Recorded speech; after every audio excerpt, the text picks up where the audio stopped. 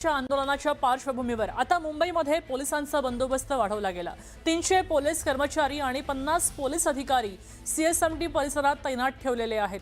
CSMT बाहेरच्या सगळ्या रस्त्यांवर पोलिसांच्या गाड्या आहेत असं दिसतंय, तर आझाद मैदानात वॉटर कॅनल तैनात केलेले आहेत।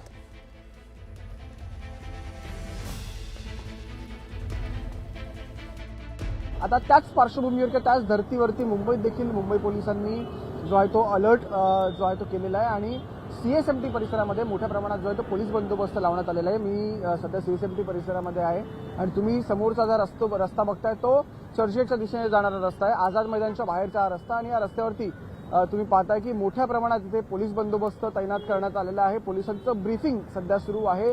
सिनियर पोलीस इन्स्पेक्टर असतील किंवा एसीपी असतील सर्व अधिकारी देखील इथे आहेत। 300 पोलीस कर्मचारी आणि 50 ते 60 पोलीस अधिकारी या संपूर्ण परिसरामध्ये सध्या तैनात आहेत। ब्रीफिंग झाल्यावरती त्यांना स्पॉट दिला जाईल। आपण समोर व्हिज्युअलमध्ये थोडंसं झूम केलं तर आपल्याला पुढे पोलिसांच्या गाड्या देखील दिसतील, मोठ्या प्रमाणात व्हॅन्स देखील आहेत आणि व्हॅन्सपेक्षा पण जर आपण महत्त्वाचं बोलायचं तर पुढे जर आपण पाहिलं तर एक वॉटर कॅनन सुद्धा आपल्याला इकडे दिसतो। त्याच्यामुळे कुठेतरी मुंबई पोलिसांनी मोठ्या प्रमाणात इथे तयारी केलेली आपल्याला पाहायला मिळते। आपण जर आता हळूहळू डावीकडे जर आपण वळलो तर मोठ्या प्रमाणात इथे देखील आपल्याला जो आहे तो पोलीस बंदोबस्त दिसतोय। बॅरिकेडिंग आपल्याला दिसतोय। हा समोरचा जो रस्ता आहे हा फॅशन स्ट्रीटकडे जाणारा रस्ता, इथे देखील बॅरिकेडिंग आहे। आहारच्या बाहेर देखील आपण पाहिलं तर पोलिसांच्या व्हॅन्स उभ्या आहेत। RIV म्हणतात, रॅपिड इंटरव्हेन्शन व्हेकल, ती देखील इथे तैनात आहे। त्याच्या पाठी बस देखील आहे। बसमध्ये देखील काही जवान आपल्याला पाहायला मिळतात। अजून जर आपण डावीकडे फिरलो तर समोरचा रस्ता जातो तो गेटवे ऑफ इंडियाकडे आणि आपल्या समोर जे आहे ते सीएसएमटी रेल्वे स्टेशन आहे। इथे देखील आपण पाहिलं तर स्टेशनच्या बाहेर पोलीस बंदोबस्त लावण्यात आलेला आहे। मचान बांधून ठेवलेली आहे की थोडंसं एलिव्हेटेड हाईटवरून देखील जी आहे ती नजर ठेवता येईल जर इथे आंदोलन झालं। आपण का पाहिलं की 2 दिवसांपूर्वी पण इकडे याच परिसरामध्ये आंदोलन झालं होतं, पोलिसांनी धरपकड केली होती। आज असं काही होतं का हे पाहणं महत्त्वाचं आहे आणि ती होण्याची शक्यता आहे असं पोलिसांना वाटतं आणि त्याचसाठी पोलिसांनी आज इकडे जो आहे मोठ्या प्रमाणात पोलीस बंदोबस्त लावला आहे। व्हिडिओ प्रवीण शेट्टी यांच्यासह मी संकेत वराक, न्यूज 18 मराठी, मुंबई। केंद्र सरकारच्या हुकुमशाही विरोधात चेंबूरच्या सिद्धार्थनगरमध्ये आज आंदोलन होत आहे। दिल्लीतल्या आंदोलनाला समर्थन देण्यासाठी चेंबूरच्या सिद्धार्थनगरमध्ये रहिवाशांनी आंदोलन पुकारले। केंद्र सरकारच्या धोरणांविरोधात सिद्धार्थनगरचे रहिवासी आज रस्त्यांवर दिल्लीतल्या आंदोलनाच्या समर्थनार्थ चेंबूरच्या सिद्धार्थनगरमध्ये आंदोलन करतायत। आता सरकारच्या हुकुमशाही विरोधात चेंबूरमध्ये आंदोलन सुरू झालेलं आहे।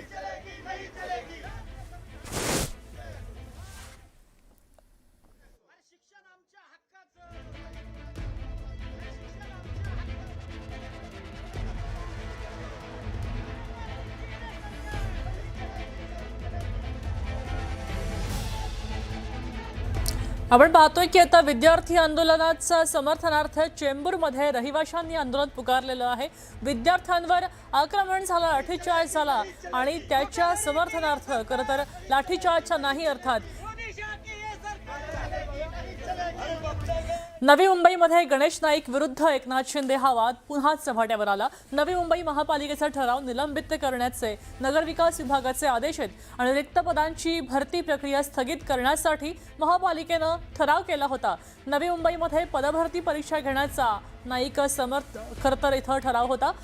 नाईक समर्थक सभागृह नेत्यांचा ठराव तत्र नगरविकास विभागाकडून ठराव रद्द केला गेला आणि असा निर्णय घेतला गेलाय। यापूर्वी सुद्धा नवी मुंबई महापालिका निवडणुकीवरून शिंदे आणि नाईक यांच्यामध्ये जुंपली होती आणि आता पदभरती करून दोन्ही नेते पुन्हा आमनेसामने आलेले आहेत। भरती प्रक्रिया ठरलेल्या वेळेनुसार घ्यायचा नगरविकास विभागाचा निर्णय आहे।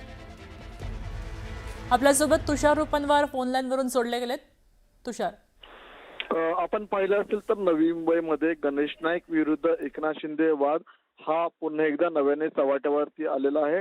त्याचं कारण आहे की नवी मुंबई महानगरपालिकेमध्ये नोकर भरती संदर्भातला ठराव मांडण्यात आला होता, मात्र या ठरावाला नगर विकास विभागाने हा ठराव रद्द केल्यामुळे आता आपल्याला दोनही पक्ष प्रामुख्याने भाजपा आणि एकनाथ शिंदे यांची शिवसेना आपल्याला आमने सामने उभे राहताना पाहायला मिळतात। नवी मुंबई महानगरपालिकेमध्ये यापूर्वी देखील आपण पाहिलं असेल तर एकनाथ शिंदे विरुद्ध गणेश नाईक हा वाद आपल्याला विविध राजकीय टीका टिप्पणींमुळे पाहायला मिळत होता, मात्र आता वाद हा निर्माण झालेला आहे पद भरती प्रक्रियेवरून। आता भरती प्रक्रिया ठरलेल्या वेळेनुसार घेण्याचा नगरविकास विभागाचा निर्णय आहे, तर भरती प्रक्रिया पुढे ढकलण्याचा जो प्रस्ताव आला होता नाईक समर्थकांचा तो आता नगरविकास विभागाने हाणून पाडल्याचं पाहायला मिळतंय. त्यामुळे आता दोनही वाद पुन्हा एकदा चव्हाट्यावर आल्याचं पाहायला मिळतंय. नक्कीच धन्यवाद सविस्तर माहितीसाठी तुषार. नाशिकच्या दिंडोरी औद्योगिक वसाहतीमध्ये एका केमिकल कंपनीमध्ये ब्लास्ट झाला. कंपनीमध्ये झालेल्या ब्लास्टमध्ये 2 कर्मचारी जखमी झालेत आणि त्याचबरोबर स्पेक्ट्रम नावाच्या कंपनीत केमिकल ड्रमचा ब्लास्ट झाला. ब्लास्ट नंतर केमिकल वायू गळती झाली आणि त्याच्यामुळे कंपनीसह आजूबाजूच्या नागरिकांना सुद्धा श्वसनाचा त्रास होतोय. अग्निशमन दल या प्रकरणी आता इथं पोहोचलंय. जिल्हा प्रशासन, पोलीस अधिकारी घटनास्थळाकडे रवाना झालेले आहेत आणि आता आग नियंत्रणात आणलेली असली तरी सुद्धा परिसरात नागरिकांना श्वसनाचे त्रास होतच आहेत अशा तक्रारी सध्या पाहायला मिळत आहेत. आपल्यासोबत लक्ष्मण खाटोळ जोडलेत. लक्ष्मण, आपण पाहतोय इथं वायू गळतीमुळे नागरिकांना श्वसनाचे त्रास होत आहेत. साधारण किती परिसरामध्ये हा प्रश्न समोर येतोय? बघा, नाशिकच्या राशेगाव परिसरात रामशेज किल्ल्यापासून पुढे जो राशेगाव म्हणून परिसर आहे त्या राशेगावच्या परिसरामध्ये एका केमिकल कंपनीमध्ये ब्लास्ट झालेला होता आणि या ब्लास्ट नंतर मोठ्या प्रमाणात त्या ठिकाणी वायू गळती झाली होती. वायूनंतर कंपनीत काम करणाऱ्या कर्मचाऱ्यांना सुरुवातीला 2 कर्मचारी या ब्लास्टमध्ये जखमी देखील झाले. मात्र आता आजूबाजूच्या परिसरामध्ये अर्थात त्या औद्योगिक वसाहतीच्या आजूबाजूला जी श्वसनाचे त्रास होत असल्याच्या तक्रारी त्या लोकांकडून प्राप्त होत आहे आणि या सगळ्या परिसरामध्ये भीतीचं वातावरण निर्माण झालेलं आहे.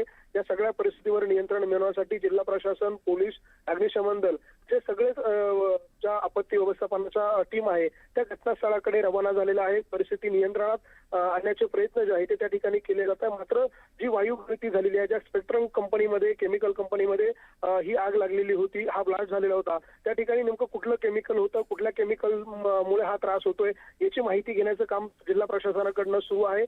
अजून काही त्रास जर परिसरातल्या नागरिकांना झाला तर त्या ठिकाणी तातडीनं कुठल्या उपाययोजना करणं आवश्यक आहे या सगळ्या अनुषंगानं आता जिल्हा प्रशासन त्या ठिकाणी काम करत आहे. जिल्हाधिकारी आहे नाशिकचे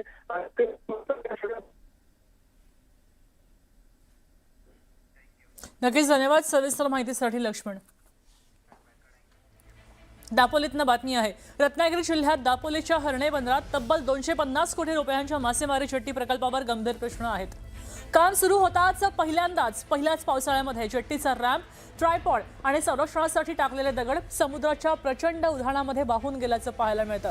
यामुळे जेट्टीच्या कामाच्या गुणवत्तेवर प्रश्नचिन्ह उपस्थित होत आहेत. रत्नागिरी जिल्ह्यातल्या हर्णे बंदरातील मच्छीमारांनी जेटीचं स्वप्न पाहिलं होतं. जेटीसाठी सुमारे 250 कोटी रुपये मंजूर झालेत. मात्र आपण पाहतोय की जेटीच्या कामाला नुकतीच सुरुवात झाली होती. अगदी संत गतीने कामाला सुरुवात झाली होती आणि समुद्र उधाणाने जेटीचा जो रॅम्प आहे तो पूर्णपणे उद्ध्वस्त झालेला आहे. जेटीला लागणारा जो दगड या ठिकाणी टाकण्यात आला होता तो दगड सुद्धा समुद्राच्या उधाणाने तो पाण्यामध्ये गेलेला आहे. ट्रायपॉड पाण्यात पडलेले आहेत आणि मोठ्या प्रमाणात जेटीचं काम उद्ध्वस्त झाल्याचं आपल्याला पाहायला मिळते. जेटीसाठी जो लागणारा जो निधी आहे तो मंजूर झालेला आहे. सुमारे 250 कोटी रुपये खर्च करून या बंदरामध्ये जेटी बांधण्यात येणार आहे. मात्र आता आपण पाहतोय की जेटीचं काम संत गतीने सुरू झालेलं आहे आणि समुद्र उधाणाचा या जेटीच्या कामाला मोठ्या प्रमाणात फटका बसतोय.